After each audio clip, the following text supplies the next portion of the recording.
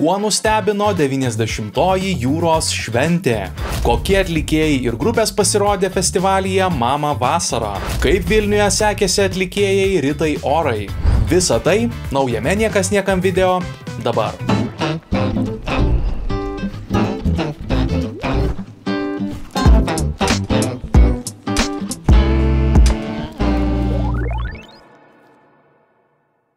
Liepos 26-28 dienomis į Klaipėdą plūdo žmonės iš visos Lietuvos. Čia jau tradiciškai surengta jūros šventė, kuri, pasak organizatorių, šiemet mini 90-ąjį jubiliejų. Dienomis senamiestyje ir visame miesto centre buvo galima rasti įvairių pramogų, o vakarais čia vyko garsių atlikėjų koncertai. Liepos 27-osios vakarą kruizinių laivų terminalą drebino ir svečius šokdino The Roop, Evgenija Redko ir G&G Sindikatas. Koncerto pradžia buvo numatyta 20:30. Pirmieji ant scenos žengė grupė The Roop, kuri gerbėjams dovanojo savo garsiausias dainas. Nuskambėjus keliems kūriniams prie grupės narių prisijungė ir šokėjai Miglė Praniauskaitė bei Marijanas Staniulėnas. Šių metų jūros šventė kviečia prisiminti ir atsigręžti į 90 metų siekiančią istoriją. Klaipėda jūros šventės metu tampa didžiausiu, labiausiai matomu ir svarbiausiu Lietuvos miestu. Daugybės koncertų, sporto renginių ir kitų įvykių įkvėptas miestas ošia taip, kaip ošia jūra. Per visas jūros šventės dienas čia apsilanko šimtai tūkstančių žmonių. Švęskime šią jubiliejinę šventę ir pajuskime jos magiją, sakė Klaipėdos valstybinio jūrų uosto direkcijos generalinis direktorius Algis Latakas. 22 valandą įspūdinga choreografija ir išskirtinėmis dainomis toliau šventės lankytojus džiugino viena autentiškiausių atlikėjų Lietuvos pop muzikos scenoje – Evgenija Redko. Po jos į sceną lipo ir G&G Sindikatas. Pasak jūros šventės projektų vadovės Živilės Putnienės, preliminariais duomenimis per savaitgalį į Klaipėdą atvyko apie 500 tūkstančių žmonių. Vertinant viešbučių užimtumus, atvykstančių automobilių srautus, prekybininkų kiekius, mugių paklausumą, skaičiuojame, kad per savaitgalį į jūros šventę atvyko apie 500 000 žmonių. Tai yra faktais pagrįstas, nors ir preliminarus skaičiavimas. Teigė Putnienė. Kurį laiką jūros šventė buvo be fejerverkų. Toks sprendimas buvo priimtas dėl kelių priežasčių, tačiau šiemet nuspręsta, apklausus ir mieste gyvenančius ukrainiečius, fejerverkus vėl leisti vidurnaktį. Dangų, skambant specialiai sukurtam Klaipėdos himnui Aš namie, nušvietė gausūs fejerverkai. Prieš pat jūros šventę buvo susuktas ir vaizdo klipas šiam himnui. Organizatoriai dar prieš renginį teigė, kad kruizinių laivų terminale pastatyta ypatinga scena, kurios akcentu tapo švyturys. Šie metai Klaipėdoje – švyturio metai. Tad švyturys kaip simbolis parinktas ir fontanų šou Jono kalnelyje. Pasak organizatorių, daugybė žmonių iš visos Lietuvos į Klaipėdą pritraukianti jūros šventė daugeliu yra vasaros tradicija. Todėl žmonės šią šventę žino ir ją atvažiuoja specialiai.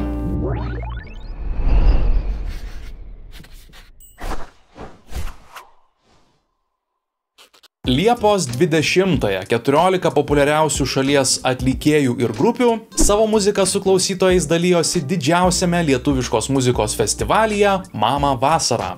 Raudondvaryje įsikūręs festivalis visą dieną kvietė mėgautis gerų laiku ir nesibaigiančiomis pramogomis.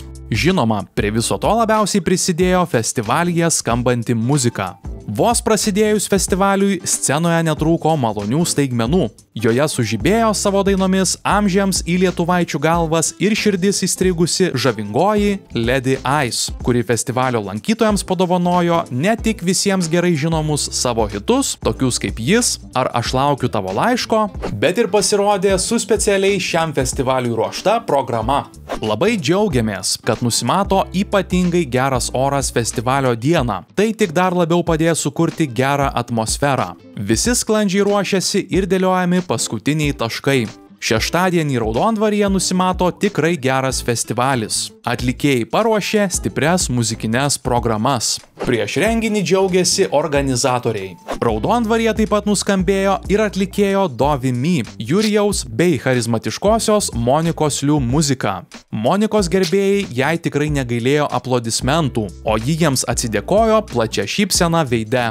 Romantiškoji Monika specialiai festivaliui puošėsi rožiniu Balenciaga kostiumėliu. Rožinė spalva naujai užgimusios meilės džiaugsmais gyvenančiai dainininkiai tinka kaip niekada nuostabiai, tačiau labiausiai dėmesys krypo į išskirtinę Liu avalinę. Festivalio scenoje išskirtinių įvaizdžių išsiskyrė ir atlikėja Monika Pundziūtė Monique. Dar prieš mėnesį Monique kardinaliai pakeitė savo šukuoseną. Ne tik visiškai nusirėžė plaukus, bet ir juos nudažė juodai. Pokyčių atlikėja Monique nebijo ne tik stiliaus paieškose, bet ir kuriant muziką. Lietuvos muzikos pasaulyje ji jau žinoma ne vienerius metus, tačiau naujausias Monikos muzikinis albumas ir tik dėl jos atskleidė dar neregėtas jos asmenybės spalvas ir to nepastebėti tiesiog neįmanoma. Dainos iš ir tik dėl jos albumo suskambo ir Mama vasara. Buvo akivaizdu, kad jas gerbėjai jau spėjo pamilti labai stipriai. Scenoje galimybę pašelti turėjo ir sparčiai populiarėjantis reperis Proflame. Šiame festivalyje vaikinas pasirodė pirmąjį kartą. Šiuo metu Proflame yra vienas klausomiausių muzikos kūrėjų ir jis jau spėjo užkariauti tūkstančius repo muzikos klausytojų širdis. Milijonus perklausų įvairiose muzikos pasiklausimo platformų turintis atlikėjas, žinomas iš tokių kūrinių kaip Biznis, Nuotykis, Nuodėmingas bei kitų. Sceną savo pasirodymu taip pat sudrebino ir grupė 8 kambarys. Jo metu grupės narį Davidą kaip ir per kone kiekvieną koncertą stipriai palaikė jo mylimoji Augusta. Mergina kartu su minia fanų dainavo ir šoko pagal grupės dainas. Festivaliui įsibėgėjus gausiai susirinkusi publika scenoje išvydo Vaido Baumilos, Giedrės, Gabrieliaus Vagelio ir Evgenijos Redko pasirodymus. Mama vasarą vainikavo vienas geriausių šalies elektroninės muzikos kūrėjų – Leon Somov.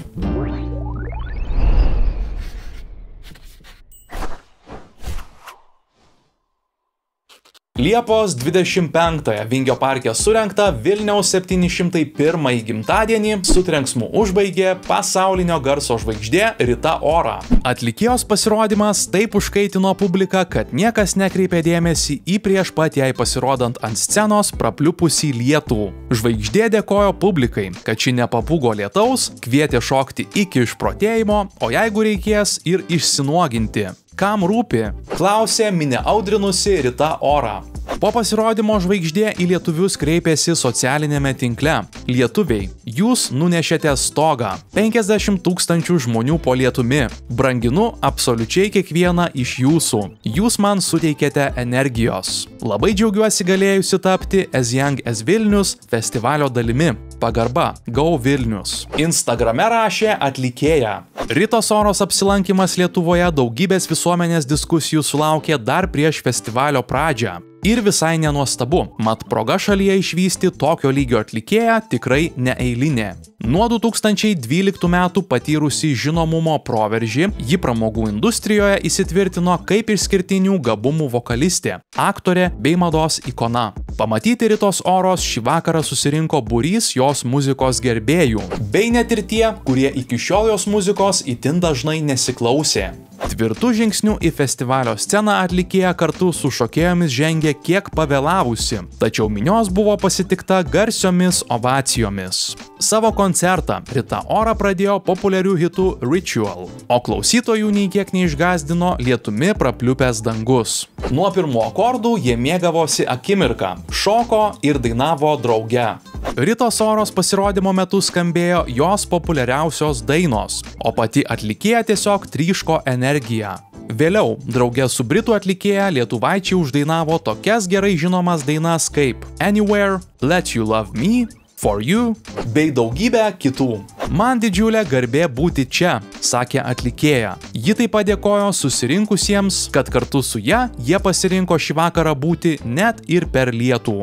Kartu dainuoti jį kvietė ir gerbėjus. Prieš atlikdama naujausią savo dainą, ji teigė negalinti net apsakyti, kokia dėkinga šiandien jaučiasi. Ačiū Dievui, kad jūs egzistuojate. Viskas, ko norėjau, kad jūs šiandien būtumėte su manimi.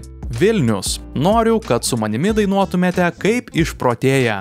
Šūktelėjo Rita Ora. Rita Ora iš Kosovo kilusi britų atlikėja. Per savo karjerą pardavusi daugiau nei 20 milijonų singlų, o 2023 metais išleidusi savo trečiąjį studijinį albumą You and I, sulaukusi pozityvių kritikų atsiliepimų.